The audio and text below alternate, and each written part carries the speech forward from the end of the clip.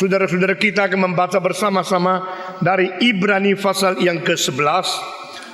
Kitab suci Ibrani pasal yang ke-11. Kita akan membaca bersama-sama dari ayat yang ke-30. Ibrani 11 ayat yang ke-30. Pria membaca satu kali, sesudah itu wanita membaca satu kali. Ibrani pasal 11 ayat yang ke-30. Karena iman, maka runtuhlah tembok-tembok Yeriko setelah kota itu dikelilingi 7 hari lamanya. Wanita, karena iman, maka runtuhlah tembok-tembok Yeriko setelah kota itu dikelilingi 7 hari lamanya. Kita membaca sekali lagi. Karena iman, maka runtuhlah tembok-tembok Yeriko setelah kota itu dikelilingi 7 hari lamanya. Mari kita berdoa sekali lagi.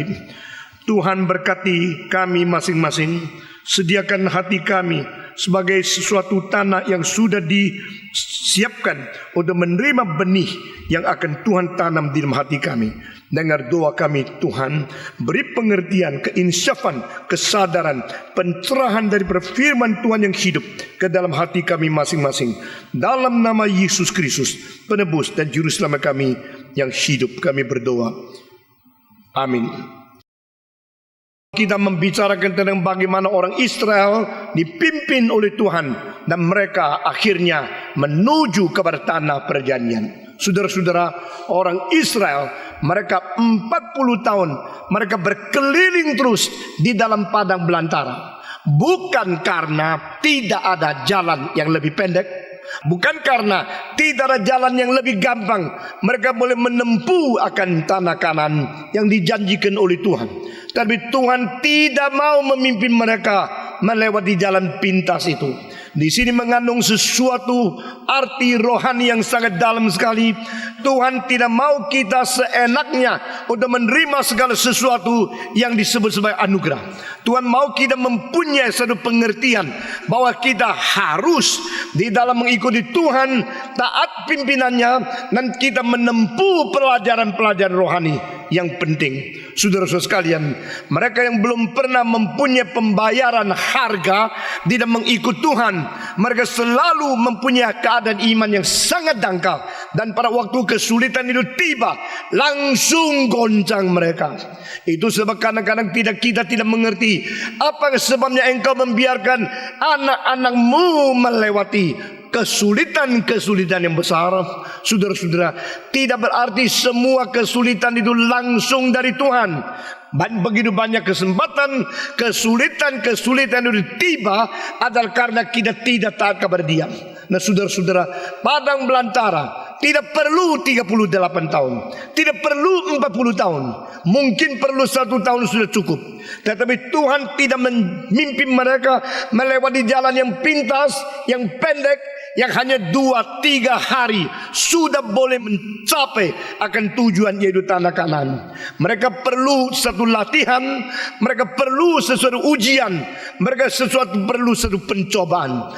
Pencobaan dan ujian merupakan hal yang mutlak perlu ada. The absolute necessity of the temptations and the trial from God and Satan. Saudara-saudara, kalau pencobaan itu dari setan dan pengujian dari Tuhan Allah, ini dua-duanya merupakan hal yang mutlak harus ada. Karena ini menjadi sesuatu dalil yang kita lihat dari permulaan Alkitab sampai kepada akhir daripada seluruh Alkitab. Manusia dicipta dan ditaruh di dalam Taman Eden. Taman Eden tempat yang begitu indah. Tetapi Taman Eden tidak mungkin tidak ada ular yang berada di dalam. Tuhan mengizinkan ular ke dalam. Tuhan mengizinkan Adam dan Hawa dicobai. Tuhan mau manusia melewati ketaatan yang sungguh-sungguh untuk mencapai kesempurnaan yang berbeda dengan kesempurnaan yang asli yang diciptakan. Yang mula dicipta adalah kesempurnaan ciptaan. Tetapi yang diinginkan oleh Tuhan bukan kesempurnaan ciptaan yang semula, melainkan kesempurnaan yang tercapai sesudah mengalahkan pencobaan, sesudah tahan uji dari Tuhan.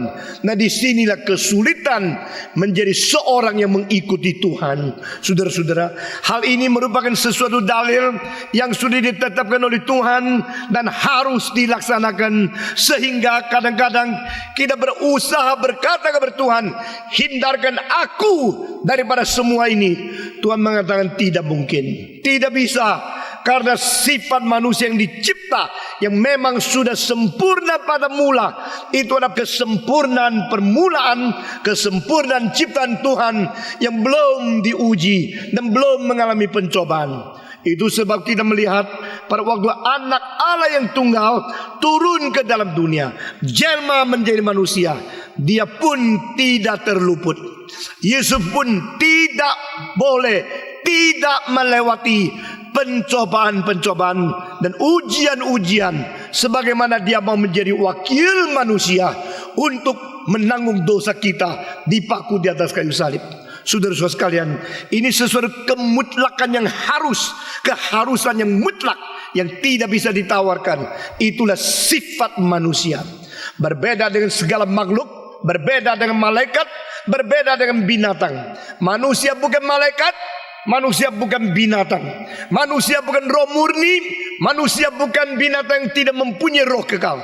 Manusia adalah satu makhluk yang mempunyai peta teladan Allah, yang dicipta dengan keadaan dua unsur bergabung menjadi satu pribadi, yaitu manusia mempunyai roh yang kekal dan manusia mempunyai tubuh jasmania yang sementara. Sehingga kita berada dalam hidup yang sangat paradoksikal, hidup yang sangat sulit, hidup yang statusnya berada di dalam keadaan intermediate state. Saudara-saudara, di dalam keadaan status kita di tengah-tengah roh dan di tengah-tengah jasmania, di tengah-tengah kekekalan dan di tengah kesementaran, di tengah-tengah bagian yang tidak kelihatan dan bagian yang kelihatan. Itu sebab hidup manusia tidak gampang. Menjadi manusia tidak gampang, menjadi orang Kristen tidak gampang, menjadi hamba Tuhan tidak gampang, menjadi ibu bapak tidak gampang, menjadi guru tidak gampang, menjadi apa saja di hidup manusia itu tidak gampang. Saudara-saudara, iman kepercayaan justru bukan pelarian daripada kesulitan sebagai manusia. Iman kepercayaan adalah minta kekuatan kepada Tuhan. Dari situ kita mendapatkan bijaksana, mendapatkan keberanian untuk menghadapi kesulitan-kesulitan yang ada di dalam hidup kita masing-masing. Karena ini merupakan sesuatu kemutlakan, sesuatu keharusan yang tidak mungkin tidak ada. Itu sebab kita perlu iman untuk berada di dalam hidup yang sulit ini. Dan iman ini menjadi bobot kita boleh mencapai kemenangan. Saudara-saudara, mereka beriman, mereka melintasi tanah yang kering, melewati satu laut yang telah memisahkan mereka dari tanah Mesir dan tanah kebebasan. Saudara-saudara, saya selalu memikirkan kedua sungai yang dilintasi oleh orang Israel. Satu laut Kolsom, yang satu lagi adalah sungai Yordan. Ini secara geografika telah memisahkan tanah menjadi tiga bagian. Satu bagian adalah Mesir, satu bagian tanah yaitu padang belantara, dan satu bagian lagi tanah perjanjian. Saudara-saudara, tidak ada batasan geografis yang lebih berarti dan lebih gampang menjadi saksi di manakah perbatasan itu daripada air. Saudara-saudara, jikalau di Tiongkok sama Afghanistan, Afghanistan sama Turkistan, dan Tiongkok sama itu Rusia, Tiongkok sama India, itu selalu mempunyai kesulitan di dalam peperangan di tengah-tengah perbatasan itu. Karena apa? Perbatasannya itu adalah perbatasan yang tidak jelas, atau gunung, atau padang belantara, atau rimba. Tetapi perbatasan antara satu negara dengan negara yang lain, kalau itu sungai, langsung tahu, you punya tanah di mana, saya di mana. Tidak mungkin menjadi tidak jelas. Itu adalah satu perbatasan yang paling jelas menjadi saksi di manakah batasanmu, di manakah batasan aku. Saudara-saudara, sungai Yordan memisahkan orang Israel dan tempat-tempat Arab yang lain.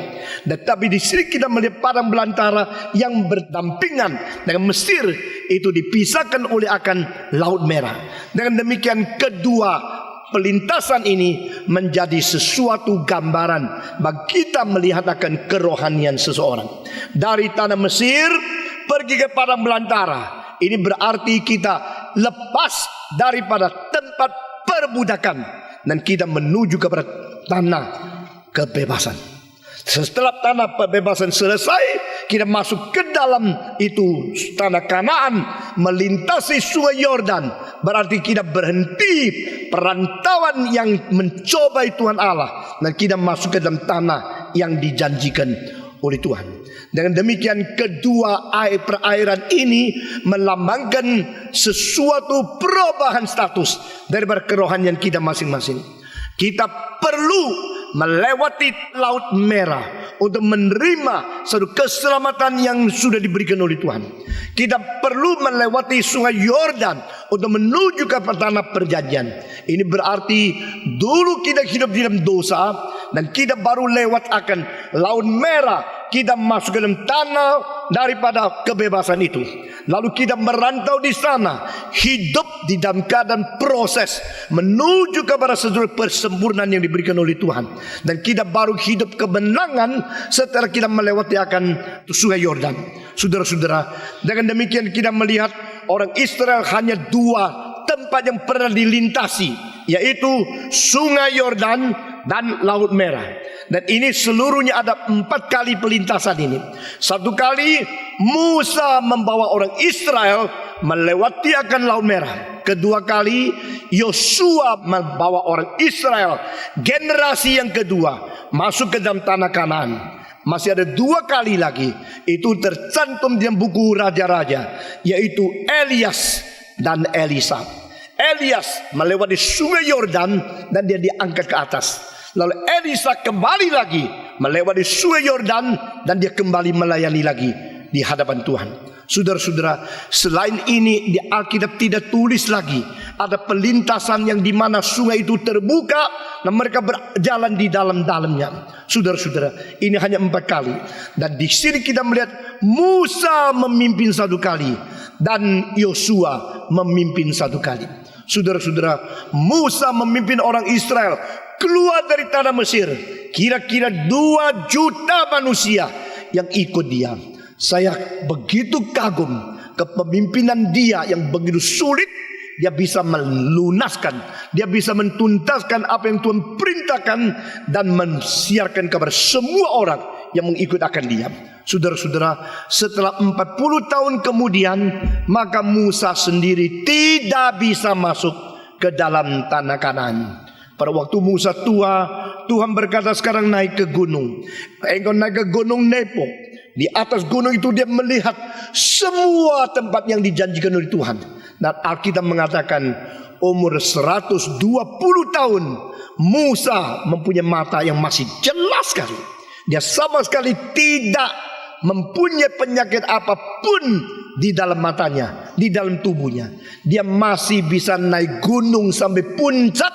Bayangkan, seorang umur 120 naik ke gunung sampai di puncak. Lalu Tuhan berkata, lihatlah. Lalu dengan matanya yang belum rusak, dia melihat semua tanah perjanjian yang diberikan oleh Tuhan. Berapa sehat adanya. Orang seperti begitu sehatnya, itu adalah pemeliharaan Tuhan yang luar biasa. Saudara-saudara sekalian, dan Alkitab mencatat selama 40 tahun sepatu-sepatu orang Israel tidak ada yang pecah. Pakaian-pakaian Israel tidak ada yang compang-camping. Selama 40 tahun Tuhan mengisi kebutuhan mereka dan menurunkan mana sehingga mereka tidak kekurangan makanan. Mereka dipelihara, sepatu mereka tidak berlubang, tidak rusak, dan pakaian mereka tidak rusak, dan Musa matanya tidak rusak. Di dalam pemeliharaan Tuhan yang begitu ajaib itu, saudara-saudara, sebenarnya Tuhan menerima sungut-sungutan daripada Bani Israel begitu banyak, tapi Tuhan tetap memberikan kemurahan kepada mereka. Dan Musa menerima sungut-sungutan begitu banyak, berpuluh-puluh tahun Musa dicela kepemimpinannya. Dia tetap sabar, tunggu. Dan karena dia pernah terlalu marah 1 kali, dan Tuhan tidak lagi memberikan pengampunan kepada dia. Saudara-saudara, Musa pernah 2 kali memecahkan batu itu. Pada pertama kali Tuhan berkata, manusia yang sekarang sudah kehausan, mereka tidak ada minuman air. Sekarang ketuklah dan pecahkan batu karang ini, dan akan ada air keluar. Waktu Musa memecahkan batu itu, air keluar. Semua mendapat minuman yang cukup. Saudara-saudara, pada kali kedua mereka mengatakan kami haus. Bertahun-tahun kemudian Musa pada waktu itu dia berjengkel karena orang Israel bersungut-sungut lagi. Lalu dia pukul batu. Pukulnya 2 kali. Waktu dia pukul 2 kali, batu dipecah. Akhirnya apa terjadi? Air itu memang keluar, tetapi Tuhan marah kepada dia. Tuhan berkata, engkau tidak menghargai saya di hadapan akan umatku, maka saya menghukum engkau. Engkau akan melihat tanah perjanjian, tapi engkau sendiri tidak boleh masuk. Saudara-saudara, kita melihat di sini ada 2 istilah yang berbeda. Boleh lihat. Kedua, tidak boleh masuk. Pada waktu Yesus Kristus berkata kepada Nikodemus, diperanakan pula supaya engkau jangan sampai tidak lihat kerajaan Allah atau tidak masuk kerajaan Allah. Lihat dan masuk. Maka Musa naik ke gunung yang tinggi sekali. Di situ melihat semua janji Tuhan dengan jelas, tapi dia tidak boleh masuk.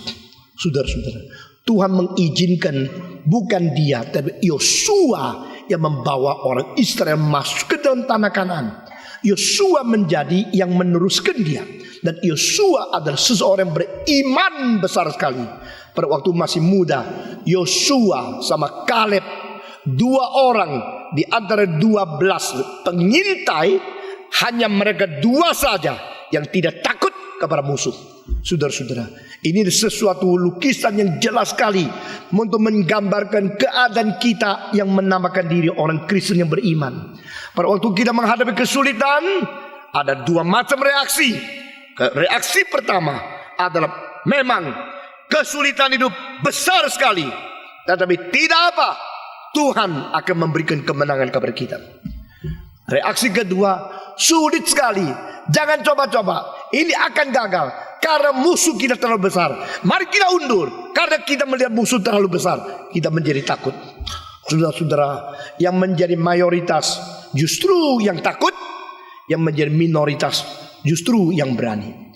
12 pengintai mewakili 12 suku, dan Yosua dan Kaleb, 2 di antara 12 suku, 12 pengintai, hanya 2 wakil ini yang berkata, memang kami sudah melihat, kami sudah mengintai, dan kami mengetahui musuh-musuh kita itu besar sekali.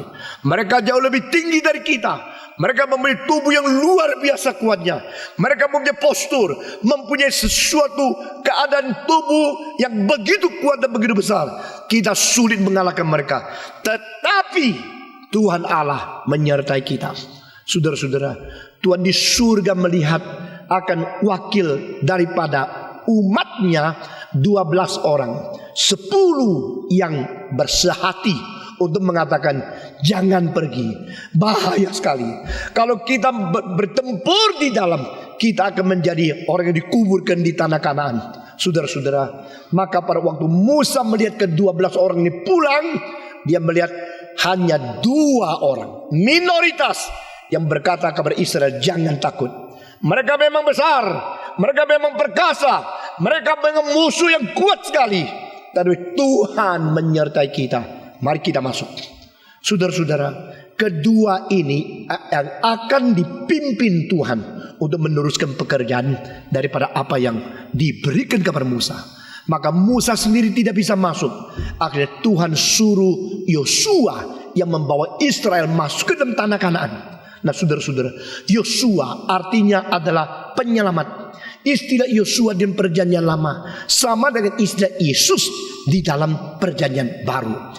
Jadi istilah Yosua di dalam bahasa Ibrani artinya adalah penyelamat, sama dengan istilah Yesus di dalam perjanjian baru bahasa Greka artinya ada Savior, yaitu penyelamat. Jadi Yosua yang beriman sejak muda dia dipilih oleh Tuhan untuk menjadi pemimpin membawa Israel masuk ke dalam Kanaan yang dijanjikan oleh Tuhan.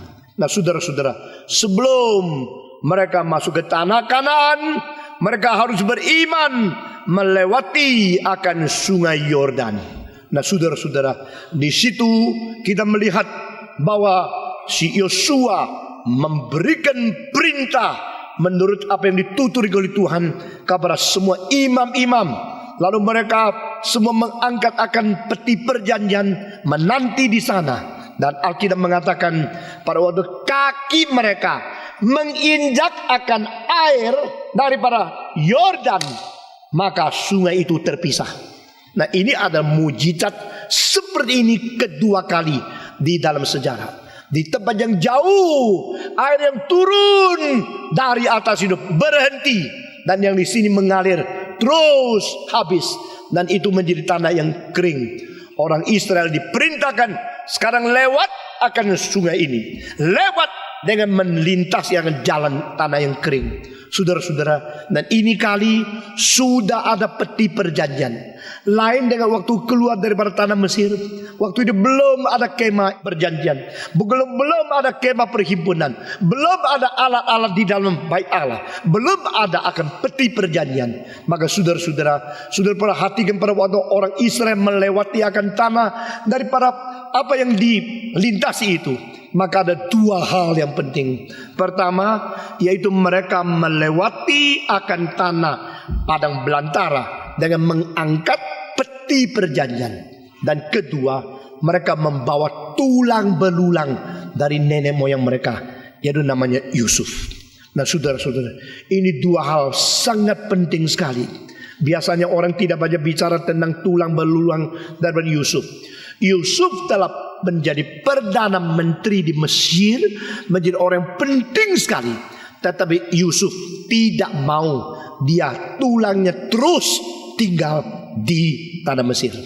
Nah, saudara-saudara, ada satu buku yang mengatakan, yaitu The Stranger in the Valley of the Kings, menceritakan di dalam itu kuburan-kuburan dari Firaun ditemukan ada sesuatu kuburan di dalamnya bukan tempat orang Mesir, tetapi mumi itu adalah muminya orang Israel. Maka mereka mengatakan ini mungkin sekali membuktikan bahwa Yusuf pernah mempunyai kedudukan yang tinggi sekali di Mesir, sehingga setelah dia mati dia dimumikan dan dia menjadi salah satu yang dikuburkan beserta dengan raja-raja di Mesir. Saudara-saudara, benarkah itu? Itu tidak benar. Karena apa?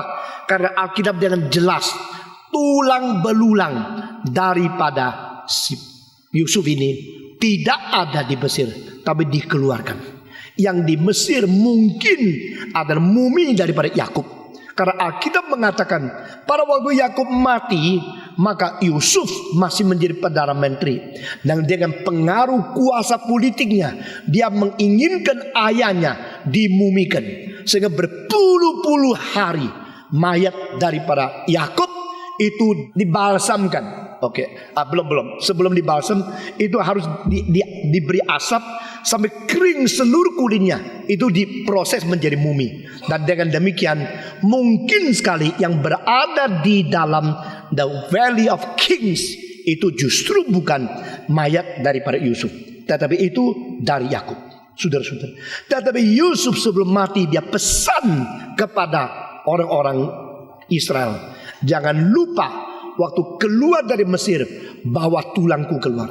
Nah saudara-saudara sekalian, di sini kita melihat waktu Yusuf mati, dia minta supaya tulang itu harus dibawa keluar dari Mesir.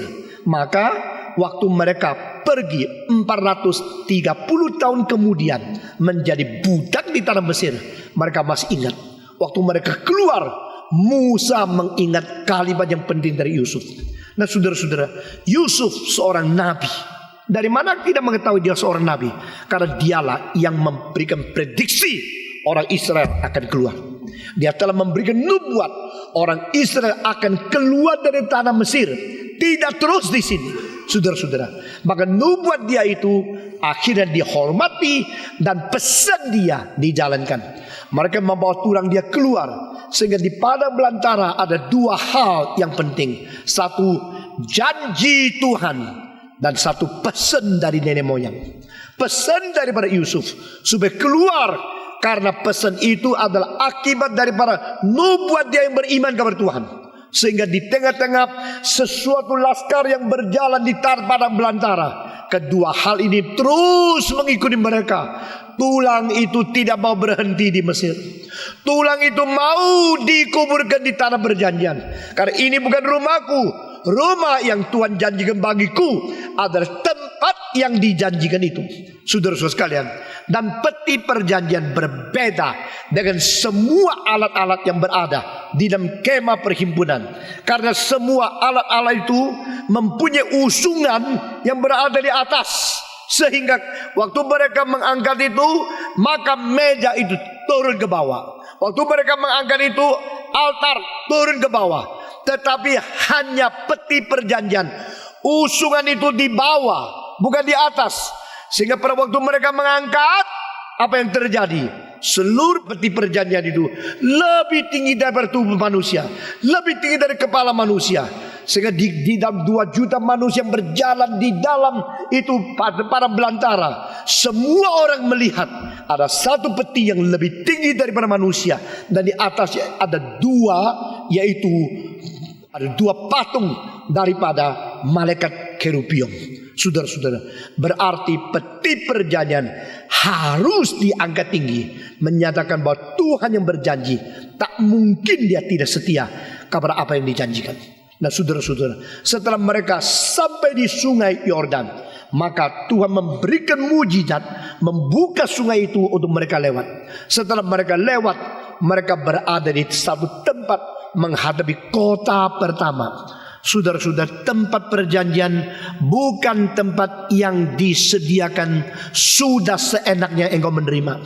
Saudara-saudara, jika saya mengatakan saya menjanjikan memberikan sesuatu apartemen kepada seseorang anggota, lalu waktu engkau masuk ke apartemen itu, engkau ketuk pintu, ternyata dalamnya sudah ada orang, engkau akan mengatakan, apa yang dikatakan Stephen Tong ini omong kosong. Katanya apartemen itu diberikan kepada saya, tapi orang di dalam masih ada. Begitu kan?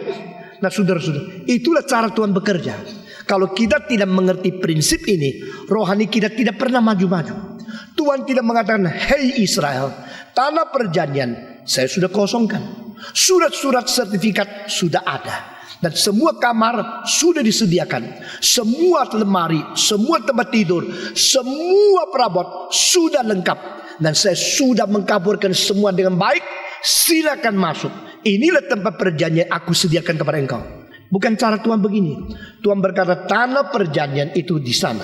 Engkau mau mendapatkan, engkau harus berperang, engkau harus mengalahkan musuh, engkau harus mengusir keluar orang-orang yang sudah berada di situ. Nah, disinilah satu pelajaran rohani yang penting bagi kita. Nothing take it for granted. Saudara-saudara, hanya keselamatan itu adalah cuma-cuma. Sesudah itu kemenangan harus kita tempur, harus kita kerja berat, harus kita bayar harga untuk memperolehnya. Nah, saudara-saudara, maka pada waktu orang Israel berada menghadapi kota Yeriko, mereka mengetahui inilah sesuatu tantangan pertama mau menerima perjanjian dari Tuhan.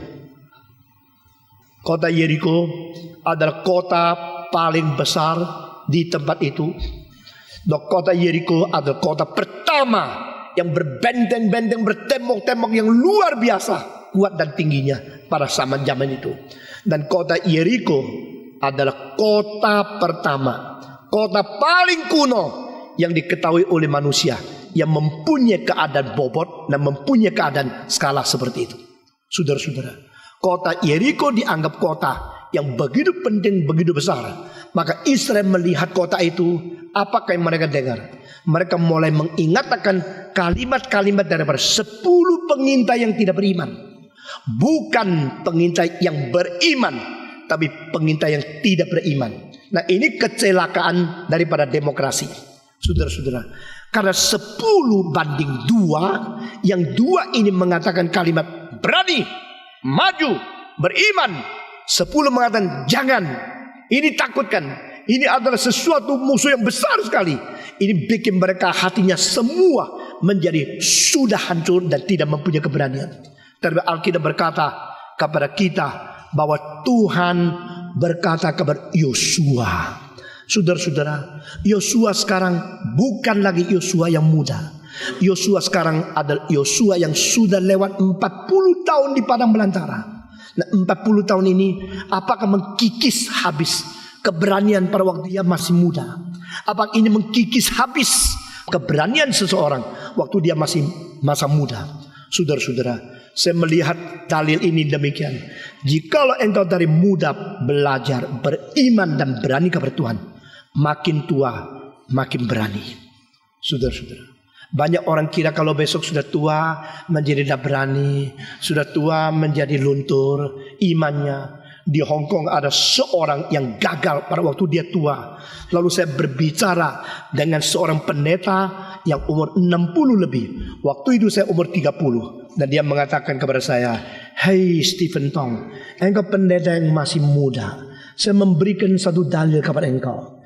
Mungkinkah seorang yang beriman, seorang rohani, waktu tua menjadi orang yang makin tidak rohani, makin tidak beriman?" Saya bilang saya tidak tahu. Saya harap waktu saya tua tetap imanku baik. Waktu saya tua saya tetap berani, tetap melayani Tuhan dengan baik. Dia mengatakan, jikalau karena tubuh bikin orang itu lemah sekaligus melemahkan kerohaniannya, saya tidak mau percaya. Oh, saya sangat tertarik. Maka saya coba dengar apa yang mau dia katakan. Dia mengatakan keberanian dan iman yang disungguh-sungguh nyatakan di hadapan Tuhan akan mengalami angin tofan yang berat, mengalami segala pencobaan ujian yang sangat sengit. Tetapi ujian dan pencobaan yang sangat sengit itu hanya memperkuat iman jika memang dia murni motivasi baik di hadapan Tuhan. Saya sangat berterima kasih. Lalu mereka berbicara tentang pendeta yang gagal itu. Dia mengatakan, mari kita kembali kepada Alkitab. Paulus berkata, tubuhku sehari demi sehari makin rusak, tapi hatiku sehari demi sehari makin baru adanya. Saudara-saudara, kadang-kadang kita kira melalui akan interaksi maka tubuh ini akan mempengaruhi rohani kita. Alkitab mengatakan tidak.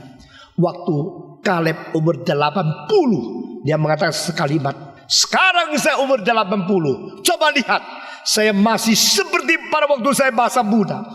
Yosua juga demikian. Pada waktu Yosua diberikan tugas harus memimpin Israel masuk ke dalam tanah Kanaan, di situ Tuhan berkata kepada dia, "Hei Yosua, aku menyertai engkau, perkasalah engkau." Dan dia berkata, "Aku sudah serahkan semua tentara, pembesar, semua orang penting dari Yeriko di dalam tanganmu. Jangan takut kepada mereka." Nah, kalimat ini membuktikan pada waktu Yosua sudah mulai tua, dia masih mempunyai kekuatan iman, keberanian dan berjuang sama seperti waktu dia masih muda. Sehingga dia bisa menjadi pemimpin yang mengkuatkan orang yang dipimpin oleh dia. Saudara-saudara, jikalau setan mau menghancurkan pekerjaan Tuhan, caranya adalah memukul gembalanya. Dombanya akan menjadi tersesat siar di sini di sana. Ini perkataan dari Yesus Kristus. Jikalau gembala yang dipukul, domba akan menjadi tersiar, akan menjadi terlantar di sini sana. Itu sebab seorang pemimpin harus mempunyai kekuatan yang tidak mau kompromi dan tidak mau takluk dan tidak mau berhenti di hadapan kesulitan-kesulitan. Saudara-saudara, Yosua yang pada waktu muda begitu berani, waktu dia tua dia tetap bersandar kepada Tuhan, dia tetap beriman kepada Tuhan. Dan pada hari itu, pada waktu semua tenang, Yosua mengatakan, "Mari kita tenang, kita stabil, kita hadap Tuhan Allah. Di hadapan musuh kita mempunyai Tuhan." Mereka melihat kota Yeriko yang begitu besar, begitu menakutkan. Orang Israel yang tidak mempunyai pengalaman peperangan yang cukup, mereka adalah budak, dan selama 40 tahun mereka dilatih di padang belantara. Saudara-saudara sekalian, sekarang mereka merebut tanah perjanjian. Apa yang terjadi? Pada satu hari terjadi satu peristiwa yang penting sekali. Pada waktu masih subuh sekali, Yosua sudah berjaga-jaga untuk menghadapi kesulitan yang mungkin tiba kepada dia.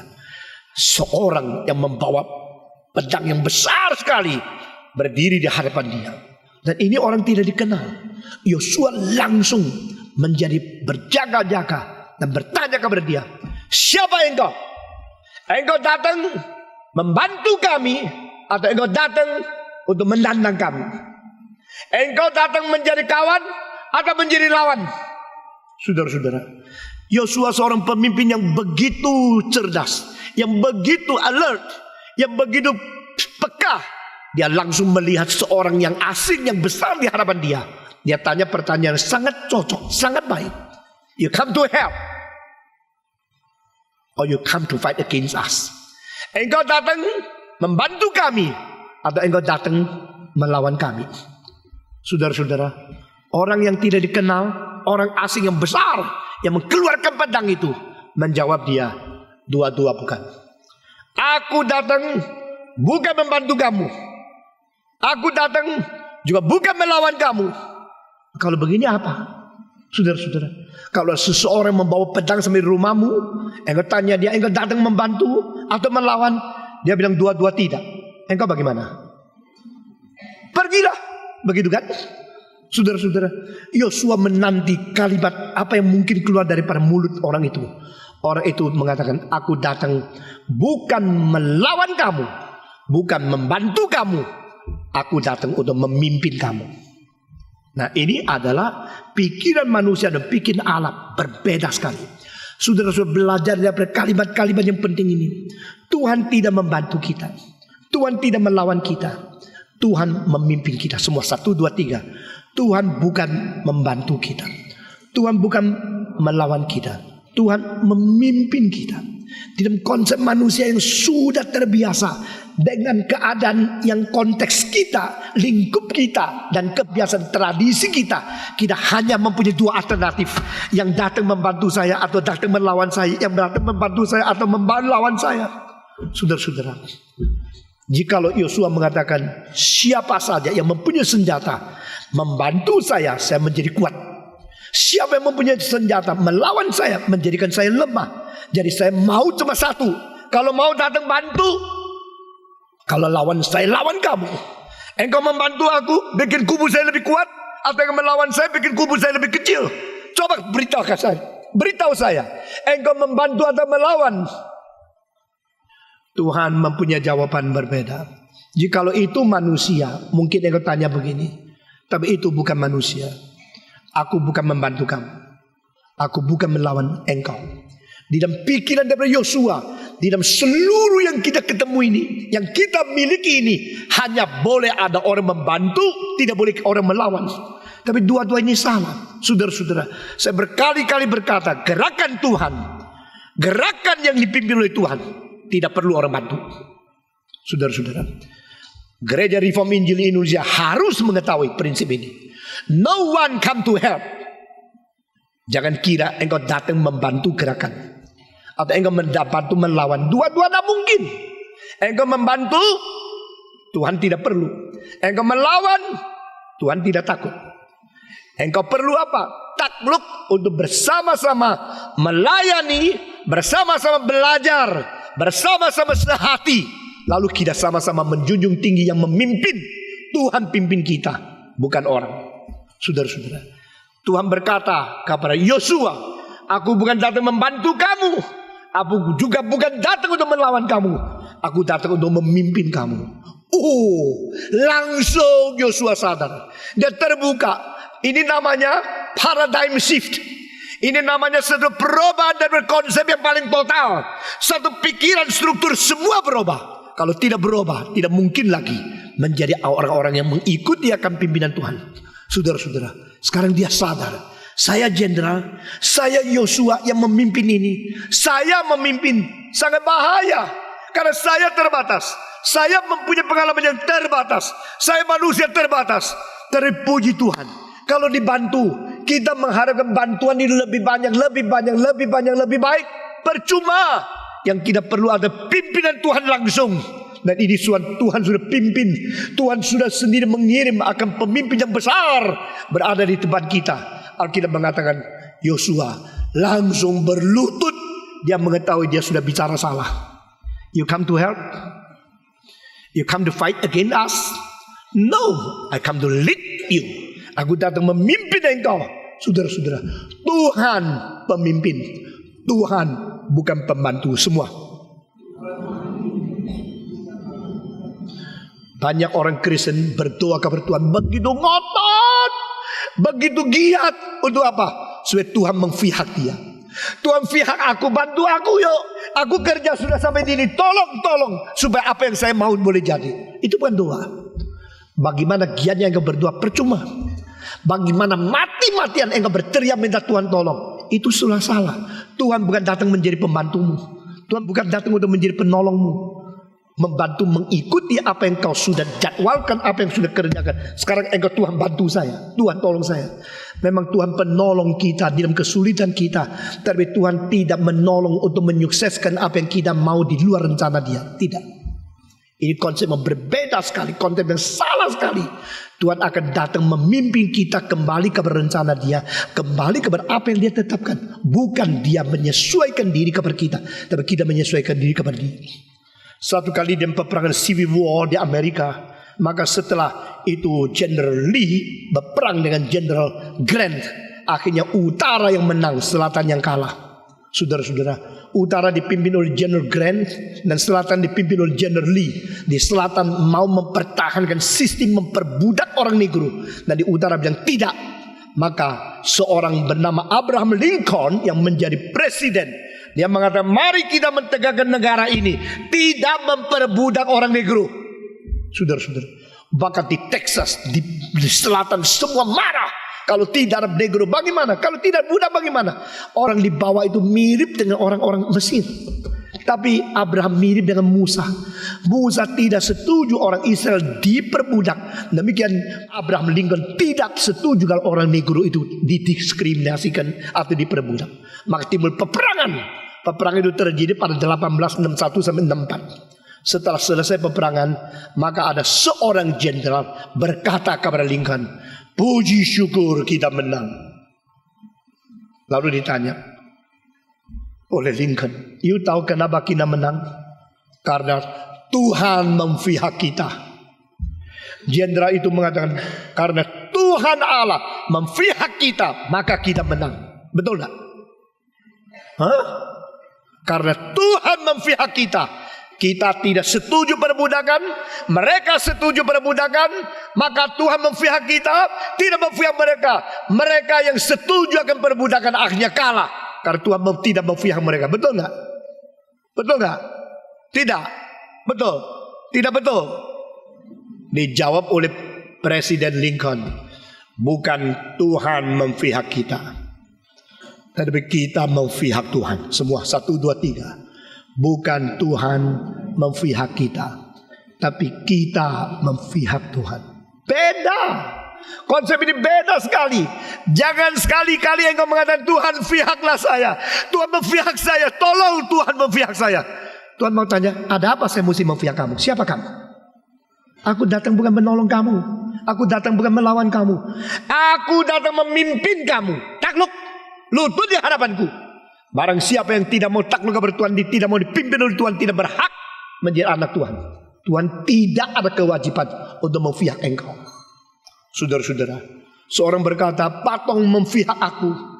Saya telepon mengatakan, dari kapan engkau belajar pelajaran ini kalau saya memfihak kamu? Dengan tegas saya intelektual kepada kamu, mengingatkan kamu, tidak ada kewajiban Pendeta Stephen untuk memfihak siapa. Tidak ada kewajiban saya memfihak engkau. Saya hanya ada kewajiban memfihak Tuhan, memfihak kebenaran. Ini prinsip seumur hidup. Jangan sekali-kali lagi engkau bicara sama orang lain, Patong memfihak saya, Patong di pihak saya. Tidak ada. Saya tidak berkewajiban, saya tidak mempunyai beban, saya tidak perlu memfihak siapa. Saya harus seumur hidup memfihak kebenaran, membela pekerjaan Tuhan, membela Tuhan. Bukan Tuhan memfihak saya, tapi saya memfihak Tuhan. Sekali lagi, Bukan Tuhan memihak saya, tapi saya memihak Tuhan. Oh jenderal itu saudara, maaf Presiden, saya telah melontarkan kalimat yang salah. Inilah rahasia Abraham Lincoln. Sampai hari ini tidak ada presiden di Amerika yang lebih agung daripada Abraham Lincoln. Karena dia mempunyai jiwa besar, dia mempunyai pendirian tegas, dia mempunyai prinsip yang tidak berkompromi. Di antara lebih 40 presiden Amerika yang paling miskin, Abraham Lincoln. Banyak yang keturunan orang kaya, tidak mungkin lebih agung daripada dia. Abraham Lincoln pada waktu umur 11, dia kagum sekali sama George Washington. Maka dia minta pinjam satu buku daripada temannya, yaitu riwayat Washington. Karena dia tidak bisa beli, tidak ada uang. Maka buku itu dipinjam, dia baca-baca, siang baca, sore baca. Karena selesai itu mesti kembalikan. Dia cepat-cepat baca sampai tertiduran. Dan buku itu taruh di tempat tidur. Saudara-saudara, waktu dia bangun buku itu rusak semua. Karena gentengnya bocor. Air itu yang hujan itu sudah terus tetes ke buku di pinggir. Dan sedangkan dia tidur terus. Waktu dia bangun buku itu hancur. Dia nangis. Dan dia bawa buku yang sudah hancur itu kembali ke kabar yang pinjamkan. Berkata, saya minta maaf, saya mau ganti rugi. Akhirnya ganti ruginya apa? Kerja 6 bulan tidak dibayar untuk mengganti buku itu. Selama 6 bulan dia bekerja, dia tahu memang dia harus bayar utang. Dia jujur, dia rajin, dia tekun sambil kerja. Tapi setiap kalimat yang dia baca dari buku itu masuk ke dalam otaknya. Dia tahu apa namanya orang susah. Dia tahu apa namanya uang itu tidak gampang. Ini yang tidak mungkin dimengerti oleh anak-anak orang kaya. Terlalu gampang ambil uang, barang bikin rusak. Di Taiwan sepeda motor sengaja ditobur-toburkan supaya rusak. Karena apa? Sudah lama tidak ada kesempatan beli yang baru. Supaya rusak, beritahu sama orang tua, sudah rusak boleh beli yang baru. Inilah. Tapi dia tidak demikian. Johann Sebastian Bach pada waktu umur 12, dia sudah kehilangan ayah, dia seorang yang tidak ada apa-apa. Dan dia diterima oleh kakaknya sendiri, dibesarkan di rumah kakak. Dia begitu suka musik, saudara-saudara. Kalau ada suatu konser di Weimar atau di Lübeck yang begitu penting, maka dia akhirnya mendapatkan kabar konser itu tanggal berapa akan dipentaskan. Yang main itu Buxtehude. Ada seorang organis yang terpenting dalam sejarah waktu itu. Maka dia mulai mengatur waktu untuk hemat uang, boleh beli tiket. Dan dia jalan kaki 200 km. 200 km untuk nonton satu konser. Setelah pergi berhari-hari jalan kaki sampai di situ, capek luar biasa. Makan apa saja yang bisa dibeli di pinggir jalan yang paling murah. Dengar musiknya, perhatikan mainnya, itu terpungnya, harmonisnya, struktur dan seluruh komposisinya. Dia menangis, tergerak sekali. Lalu dia pulang, dia coba main. Bach akhirnya menjadi seorang komponis yang terbesar, jauh lebih besar daripada Buxtehude. Karena apa? Tahu susah. Anak-anak yang tidak pernah tahu susah mau diapain, hari depan bagaimana. Saya sekali lagi berkata, ujian pencobaan harus ada, mutlak harus ada. Tidak boleh tidak ada, karena Tuhan menetapkan dalil itu. Engkau bilang, saya sudah anak orang kaya, coba belajar kerja susah supaya mengerti kesusahan orang lain. Dan saudara, satu kali lagi, waktu Abraham Lincoln, dia sebelum dipilih, dia dimaki-maki oleh seorang lawan politiknya. Lawannya itu sampai mengatakan kalimat-kalimat yang sangat-sangat biadab. Hei orang Amerika, kalau mau lihat akan orang hutan, tidak perlu pergi ke binatang. Lihat Abraham Lincoln sudah cukup. Karena bulunya banyak kan. Abraham Lincoln ini sini bulu, seluruh badan bulu.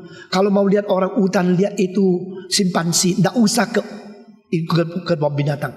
Lihat Abraham Lincoln sudah cukup. Oh, Abraham Lincoln diginiin, dia tidak marah, dia tidak dendam. Kalau saya mungkin langsung jadi orang hutan untuk membalas dia. Tapi setelah Abraham Lincoln dipilih menjadi presiden, ada orang tanya dia, sekarang engkau sudah jadi presiden, siapakah di dalam seluruh Amerika yang paling cocok menjadi pimpinan daripada angkatan laut. Dia pikir. Dia bilang, seluruh negara, orang yang paling pintar dan paling cocok untuk posisi ini adalah orang itu. Loh, kok orang itu? Dia lupa. Dia bilang engkau paling mirip orang hutan. Abraham Lincoln menjawab, kita sekarang bukan bicara tentang dendam pribadi. Kita sedang bicara tentang nasib negara. Jadi jangan campurkan itu dengan ini. Mari kita sekarang bicarakan hari depan negara harus bagaimana. Saya tetap percaya dia paling cocok untuk mengerjakan pekerjaan ini. Ini semua dicatat di sejarah, menyatakan dia presiden yang paling agung. Saudara-saudara, Lincoln orang beriman, beribadat, orang berwatak, berkarakter, berrohani, berjiwa besar. Saudara-saudara sekalian, maka kita belajar satu hal. Bukan minta Tuhan memihak saya, tapi biar kita belajar kita memihak Tuhan. Amin. Jikalau ini menjadi sesuatu prinsip yang kita pegang seumur hidup, maka saudara-saudara, hati kita tidak ada musuh, dan kita akan dengan hati yang lapang melihat bagaimana Tuhan pimpin di depan. Pagi itu menjadi pagi yang indah sekali, karena Yosua sekarang sadar, saya harus memimpin bangsa ini berjuang, bertarung. Ini kota begitu besar, Yeriko yang begitu agung, dan begitu banyak orang di dalam, tentara yang mempunyai senjata begitu ampuh. Bagaimanakah? Tidak apa. Saya hari ini sadar ada Tuhan yang datang berkata kepada saya bukan membantu engkau, saya bukan melawan engkau, aku memimpin engkau. Saudara, kalau engkau membaca akan di dalam buku Yosua, maka dituturkan mereka, mari kita keliling kota Yeriko 1 hari 1 kali. Mereka keliling hari pertama 1 kali. Diam, jangan bicara, diam. Saudara-saudara, satu pelajaran yang paling sulit kita belajar itu diam. Do not talk too much. Diam. Yang bikin segala kesulitan itu menjadi makin rumit adalah lidah. Yang bikin segala sesuatu menjadi paling sulit, makin sulit adalah perkataan-perkataan tidak perlu. Peribahasa Tionghoa mengatakan, 处世戒多言，言多必失. Mau ikut? 处世戒多言. Hidup di dunia ini dan cara memperlakukan diri di dalam pergaulan harus ingat, jangan banyak bicara. Yento bisa, bicaranya makin banyak kesalahan. Nah saudara, ini sudah menjadi satu kalimat yang sangat terkenal di sejarah Tiongkok. 处世戒多言，言多必失. Kadang-kadang kita perlu diam, tenang, jangan bicara. Makin bicara makin rumit, makin bicara makin salah, makin bicara makin banyak kesulitan, makin bicara makin dipakai oleh setan. Diam, jangan bicara. Keliling sana kota Yeriko. Orang Israel itu pada waktu itu semua pakai pakaian yang baik, dan imam-imam itu mereka keliling tapi tidak berbunyi. Mereka membawa apapun tidak berbunyi. 1 kali keliling lalu pulang tidur. Saudara-saudara, sebenarnya sebelum mereka mengkeliling kota Yeriko, orang-orang di Kanan sudah dengar bahwa Allah Israel mendampingi mereka, memimpin mereka, melakukan mujizat bagi mereka. Sungai Yordan terpisah. Waktu mereka dengar sungai Yordan berpisah, hati mereka sudah hancur, mereka sudah gemetar, mereka sudah takut. Tuhan berkata, jangan takut. Hei Israel, saya sudah serahkan mereka ke dalam tanganmu. Mereka yang takut, mereka hancur hati setelah mereka mendengar sungai Yordan terpisah. Saudara-saudara, dan Yosua berkata kepada Israel, diam, lihat bagaimana Tuhan bekerja. Bertahun-tahun saya pikir bukan saya bekerja bagi Tuhan. Saya selalu disuruh Tuhan diam, melihat bagaimana Tuhan bekerja. Be silent and you should know that I am God. Saudara-saudara, kalimat daripada Mazmur ini, tenanglah, diamlah engkau, dan engkau harus tahu aku itu Tuhan. Kalau kita tidak percaya Tuhan itu Tuhan, kita tidak percaya Tuhan bercakap, kita tidak percaya Tuhan berkuasa, di mana iman kita? Saudara-saudara, diamlah, lihatlah, ketahuilah Tuhanmu itu Tuhan. Kadang-kadang kegelisahan kita, kekhawatiran kita, keributan kita membuat kita tidak bisa menampakkan cara Tuhan bekerja. Mereka diam keliling satu kali, tidur. Sesudah tidur, hari esok Yosua mengatakan hari kedua keliling lagi. Mereka keliling. Orang di atas kota Yeriko lihat, ini mau apa ini? Oh keliling saja. Oh kalau gini ada apa-apa dong. Mereka cuma jalan-jalan kok. Dan mereka tidak ada bahaya kepada kita. Hari kedua tidur lagi. Hari ketiga keliling lagi. Sudah keliling mengasuh lagi. Hari keempat keliling lagi. Habis keliling mengasuh lagi. Hari kelima keliling lagi. Lambat laun orang Yeriko bosan juga melihat mereka. Saudara-saudara, hari ke-6 mereka keliling lagi. Sudah keliling selesai hari ke-7. Tuhan berkata, hari ini keliling 7 kali. 7 kali. Sesudah 7 kali baru apa? Baru berteriak. Baru bersuara. Sesudah 7 kali semua bersuara. Dan itu adalah satu tanduk yang mewakili satu nafiri yang berada di tangan semua imam itu dibunyikan sekeras mungkin. Dan semua orang di belakang ikut teriak. Apa yang dia teriakkan saya tidak tahu karena Alkitab tidak tulis. Dan orang Israel mengikuti apa yang dikatakan oleh Yosua kepada mereka. Mereka keliling 7 kali hari itu. Saudara-saudara, keliling kota jalan kaki 1 hari 1 kali cukup capek. Sesudah itu tidur. Tapi hari ke-7 keliling 7 kali. 6 hari baru 6 kali. Hari ke-7 6 kali sudah capeknya sama dengan tumpukan 6 hari tambah 1 kali lagi. Angka 7 angka sempurna. Angka 7 angka 3 tambah 4. Angka 3 angka Tuhan. Angka 4 angka manusia. Angka 3 angka surga. Angka 4 angka bumi. Di ada surga ada 3 susun langit. Di bumi ada 4 sudut, timur, barat, selatan dan utara. Di bumi ini ada 4 musim. Di surga ada Tritunggal. 3 dan 4 itu digabung menjadi angka 7. Ini melambangkan Tuhan menyertai engkau karena engkau taat mutlak kepada Dia. Saudara-saudara, para orang Israel sama sekali mutlak taat kepada Yosua. Yosua berkata, setelah keliling 7 kali, maka tiupkanlah akan itu tanduk-tanduk di dalam tangannya imam-imam. Setelah 7 kali mereka tiup dengan tiup suara yang keras, Bani Israel semua berteriak. Sudah berteriak, apa yang terjadi? Kota Yeriko sama sekali roboh.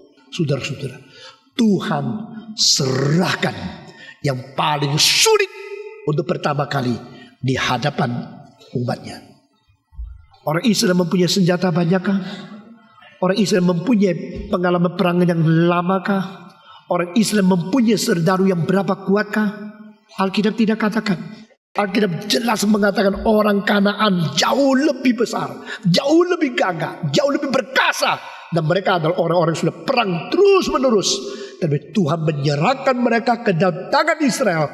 Setelah 7 kali keliling Yeriko, setelah berteriak dan dengan tiupan itu, seluruh Yeriko itu roboh. Sampai hari ini kalau engkau berada di tanah suci, engkau melihat itu tembok Yeriko yang roboh, dan ada arkeolog yang menemukan bagaimana robohnya dari kota itu. Karena Tuhan yang campur tangan di sana. Saudara-saudara sekalian, engkau melihat Tuhan yang memimpin Musa mengeluarkan Israel daripada Mesir dan memimpin Yosua untuk memasukkan Israel kepada tanah Kanaan. Adalah Tuhan yang terus campur tangan. Di dalam kesulitan besar Tuhan ada di situ. Di dalam musuh-musuh yang besar Tuhan menghadap. Jauh lebih penting daripada kita menghadap. Saudara-saudara, be silent and you should know that I am God. I'm with you. I'm guiding you. Aku bukan datang menolong, membantu kamu atau melawan kamu. Aku datang untuk memimpin engkau. Engkau lihat. Dan Tuhan berkata melalui Yosua, hancurkan semua, matikan semua orang. Jangan ambil barang yang dilarang. Kecuali emas, perak dan semua metal-metal yang akan diserahkan ke dalam gudang untuk disucikan, untuk menjadi perkakas di dalam bait Allah. Itu diambil. Yang lain dibasmikan semua. Saudara-saudara, maka mereka semua taat kepada Dia. Maka mereka mendapatkan kemenangan yang luar biasa. Kota yang besar, yang paling penting. Kubu pertama setelah mereka melintasi sungai Yordan roboh karena kuasa Tuhan. Saudara-saudara, lalu apa yang terjadi? Mereka mempunyai kesukaan, kegembiraan yang luar biasa. Kota kedua, kota kecil. Saudara-saudara, kalau Jakarta sudah dikalahkan, maka apa artinya Bogor? Kalau Jakarta sudah dikalahkan, apa artinya Sumedang? Saudara-saudara, kalau Jakarta sudah dikalahkan, apa artinya Ciawi? Saudara-saudara, begitu mereka sampai di kota kedua, begitu perang langsung gagal total. Tuhan langsung memberi peringatan. Yosua adalah orang yang sangat frustrasi. Pada saat itu dia langsung lutut di hadapan Tuhan dengan kalimat-kalimat saya anggap tidak sepantasnya keluar dari mulut Yosua. Kalau demikian bawa kami kembali ke padang belantara. Masa pemimpin bisa ngomong begini? Hah? Saya kira Musa tidak berbicara kalimat seperti itu. Di sini saya melihat Musa jauh lebih agung daripada Yosua. Musa tidak pernah mengatakan kalau begitu sulit bawa kita kembali ke Mesir. Tidak pernah. Tapi Yosua mempunyai kegagalan yang besar. Kalau begini membawa kita kembali ke padang Mesir saja. Buat apa engkau memimpin kami masuk ke tempat ini, lalu akhirnya kita kalah? Kalau kota ini yang kecil aja sudah bisa kalahkan kami, semua kota yang lain bersatu, kami akan dikuburkan mati di sini. Tuhan bawa kami kembali saja. Tuhan mengatakan, Yosua, mengapa engkau berkata begini? Tahu tidak apa sebab engkau kalah? Bukan karena aku tidak memimpin engkau lagi. Bukan karena aku tidak menyertai engkau lagi. Karena di antara orangmu ada yang telah melanggar, telah mengambil barang yang dilarang untuk diri dia sendiri. Karena tamaknya, maka saya tidak menyertai engkau. Keluarkan orang itu dan matikan dia, supaya saya menyertai engkau. Akibatnya, saudara baca sendiri, mereka mengambil undi untuk menemukan berkali-kali 7 kali untuk menyaring, saring, keluarkan Agan yang bersalah itu. Dan di sini kita melihat yang menjadi sesuatu perintah pekerjaan Tuhan ini. 7 kali dikasih kesempatan, dia sama sekali tidak sadar. Sampai sudah terbongkar, baru dia akhirnya harus dihukum. Saudara-saudara, di sini Tuhan memberikan pengajaran kepada kita. Setiap orang Kristen jangan megah karena engkau pernah mempunyai sesuatu kesuksesan yang besar. Jangan sombong karena engkau mempunyai pengalaman Yeriko. Karena kota yang paling kecil pun mungkin mengalahkan kita. Siapa ini? Kita ini hanya orang yang begitu remeh, begitu hina. Kalau kita bisa mengerjakan pekerjaan Tuhan yang besar hanya karena anugerah Tuhan, bukan karena kita. Amin. Dan kita jangan bersandar kepada diri, sandar kepada Dia saja. Ayat hari ini mengatakan dengan iman mereka merobohkan Yeriko, bukan dengan senjata, bukan dengan uang, bukan dengan keberanian mereka sendiri. Mereka dengan iman mereka merobohkan Yeriko. Apakah itu Yeriko? Kubu-kubu daripada musuh. Apakah itu Yeriko? Kubu-kubu orang dirintangi untuk mendengarkan firman Tuhan. Apakah itu Yeriko? Itu benteng-benteng yang dibuat oleh iblis untuk melindungi manusia dari menerima anugerah Tuhan. Saudara-saudara, di Jakarta banyak Yerikonya, di Indonesia banyak Yerikonya, di seluruh dunia banyak Yerikonya. Tuhan berkata, berjuang menjatuhkan Yeriko, dan engkau menempati di tempat yang sudah dijanjikan oleh Tuhan. Waktu kita mengabarkan Injil, kita melihat banyak orang, ada tembok-tembok Yeriko yang begitu besar, yang tidak roboh. Mereka tidak mungkin mendapatkan anugerah Tuhan. Mari kita berdoa, kiranya Tuhan memimpin, memberkati kita di dalam semua pelayanan kita. Kita berdiri bersama-sama. Bapa terima kasih, Bapa terima kasih, Bapa di dalam surga, ku beri terima kasih. Bapa di dalam surga, kami berterima kasih karena semua yang dicatat di Alkitab menjadi pedoman, menjadi peringatan, menjadi cermin, menjadi pencerahan bagi hidup kami masing-masing. Kami serahkan diri kami ke dalam tangan Tuhan. Ajarkan kami berani menghadapi musuh, menghadapi kesulitan, menghadapi segala perlawanan-perlawanan yang sudah Tuhan izinkan berada di dalam hidup kami. Dan Tuhan juga berjanji menyertai kami. Beri kami keberanian dan iman kepercayaan seperti Yosua dan Kaleb, sehingga kami dari muda sampai tua berjalan, bersandar, melihat cara Tuhan bekerja, sehingga iman kami tidak digoncangkan. Pakailah kami ya Tuhan, berkati kami. Kami serahkan akan semua pelayanan kami, semua hidup kerohanian kami, semua perjuangan di dalam penginjilan yang dilakukan oleh kami ke dalam tangan Tuhan. Kiranya Engkau sendiri bekerja di tengah kami, pimpin kami, berkati kami masing-masing. Dalam nama Yesus Kristus, penebus dan juru selamat kami yang hidup, kami berdoa. Amin.